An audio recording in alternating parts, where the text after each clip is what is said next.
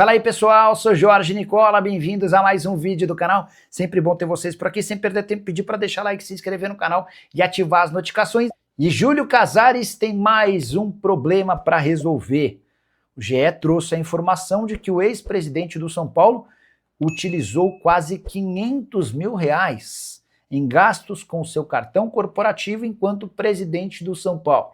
Júlio se defende assegurando que devolveu toda essa grana corrigida ao longo do segundo semestre do ano passado e antes de todos aqueles escândalos explodirem. Escândalos que envolvem venda de camarotes, entre outras coisas. Júlio Casares precisou se afastar, se licenciar. Ele renunciou à presidência do São Paulo para evitar o impeachment, já havia perdido no Conselho Deliberativo, restaria apenas a votação entre os sócios. A partir daí, Harry Macis se tornou presidente do São Paulo e fica até dezembro, quando vai haver uma eleição.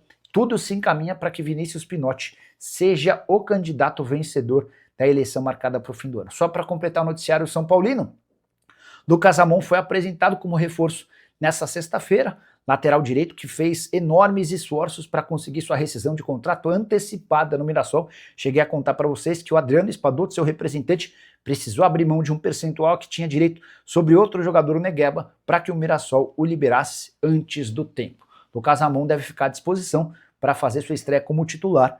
No final de semana o São Paulo pega o Primavera, precisando vencer dentro de casa para buscar vaga na próxima fase do Campeonato Paulista. Quero falar agora sobre o futuro do volante Alisson, que pertence ao São Paulo, foi reintegrado ao grupo, treina com os jogadores do São Paulo, mas não tem sido utilizado pelo técnico Hernan Crespo e deve continuar assim. O Crespo não tem nenhuma intenção em utilizá-lo. Jogador que teve aquela negociação com o Corinthians frustrada, mesmo depois de visitar o centro de treinamento alvinegro. Para o torcedor do São Paulo, a vontade em relação a reutilizar o Alisson é praticamente zero. E diante desse cenário, o Alisson busca alternativas. Ele foi especulado no Santos. Cheguei a conversar com o Alexandre Matos na manhã dessa sexta-feira antes de gravar o vídeo.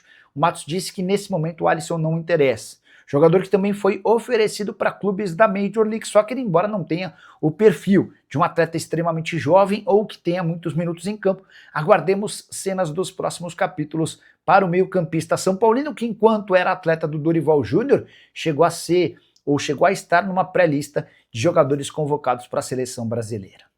Quero falar agora que o São Paulo desistiu da contratação de Gustavo Scarpa. Foram duas investidas desde a virada do ano. A primeira delas, uma proposta para que o Scarpa fosse emprestado com opção de compra. O Atlético descartou na hora. Mais recentemente, o São Paulo procurou dirigentes atleticanos sugerindo uma troca, mas não houve um consenso entre dirigentes dos dois clubes sobre quais jogadores poderiam ser envolvidos nessa negociação do Scarpa. Diante desse cenário, o São Paulo desistiu oficialmente da contratação do jogador de 31 anos de idade, que não consegue engrenar sob o comando de Jorge Sampaoli.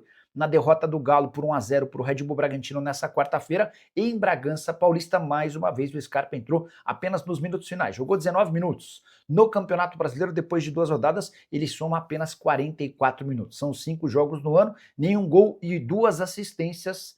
Ele foi reserva em 3, titular em 2. Importante contar que no Campeonato Brasileiro, apenas 48 minutos em campo. Você gostaria do Scarpa no seu time do coração? O que pensa sobre o meio atacante? Importante registrar que o Galo só topa negociá-lo, recuperando praticamente todo o investimento feito de 5 milhões de euros quando da sua compra junto ao futebol internacional.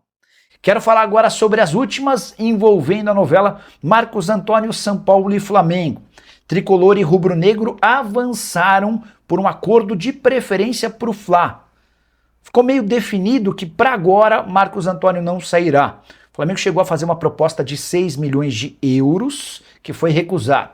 Depois o Flamengo ofereceu 6 milhões de euros, além do empréstimo do Alan, também recusado. Mais recentemente o Flamengo ofereceu 6 milhões de euros e o Flamengo assumiria a dívida de 4 milhões e 200 mil euros que o São Paulo tem com a Lazio pela compra do atleta. A primeira das 4 parcelas vence agora no mês de setembro.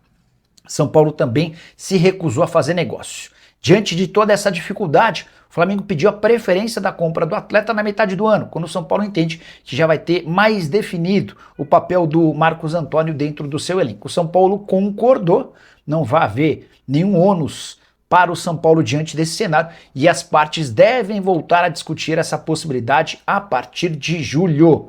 Marcos Antônio, que é protagonista no São Paulo e mais, ele havia aceitado a proposta do Flamengo. Cheguei a contar para vocês que nos bastidores ele trabalhou para que o negócio saísse. Sem forçar barra, sem criar uma situação chata no São Paulo, a tendência é que ele permaneça até julho.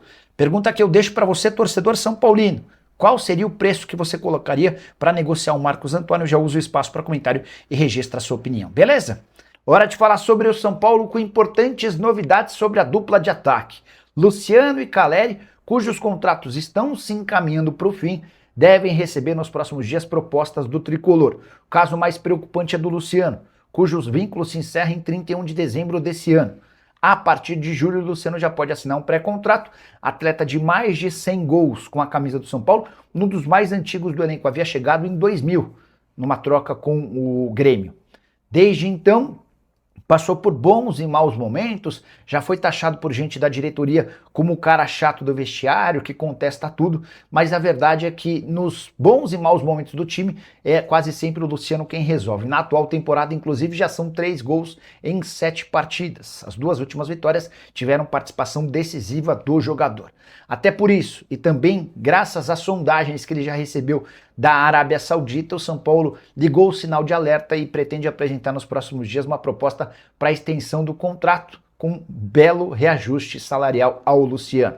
O caso do Caleri é um pouco menos grave porque o vínculo do Caleri só se encerra em dezembro de 27, mas o novo presidente do Tricolor, Hélio Macias, pretende segurar o Caleri, ainda que não exista um aumento salarial, até porque o Caleri já ganha R$ 1.300.000 por mês. Mas diante do assédio do River Plate, do Boca, coisas que acontecem com frequência, São Paulo, para acabar com qualquer tipo de especulação, pretende prorrogar o contrato dele por mais 2 ou 3 temporadas. A pergunta que eu deixo para você: vale a pena manter o Caleri e o Luciano? Você trabalharia pela renovação de contrato da dupla? Já usa espaço para comentário e registra a sua opinião, beleza? E Corinthians, Palmeiras e São Paulo devem estar bastante arrependidos de não terem contratado de graça Carlos Vinícius, centroavante de 30 anos de idade, que é artilheiro do Campeonato Brasileiro e tem média de gols espetacular com a camisa do Grêmio. Até aqui foram 20 gols em 22 partidas na atual temporada, 8 jogos e 8 gols marcados pelo tricolor. Foi o Carlos Vinícius quem fez 3 dos 5 gols na vitória do Grêmio na noite dessa quarta-feira contra o Botafogo, 5-3 na Arena Gremista. Só para refrescar sua memória, Carlos Vinícius estava livre do Fulham e foi oferecido para São Paulo, para Corinthians e para Palmeiras. Os 3 clubes entenderam que a pedida do staff do jogador era muito alta. Carlos Vinícius queria receber pouco mais de R$1 milhão por mês para que o negócio fosse fechado. O único que acreditou no potencial do Carlos Vinícius foi o Grêmio, que certamente está super contente com o centroavante. Repito, ele chegou sem custos à Arena Gremista, em troca de salário, direitos de imagem e luvas, pacote que gira na casa de R$1.200.000 por mês, candidatíssimo à artilharia do Campeonato Brasileiro de 2026. Fala pessoal, estamos aí com atualizações importantes do São Paulo. Se inscreva e ative o sininho para receber mais atualizações do Tricolor. Deixe seu like, que é muito importante para o crescimento do canal. Utilize o espaço aqui embaixo para registrar sua opinião. Ficamos por aqui com mais esse giro de notícias. Um abraço e até o próximo vídeo.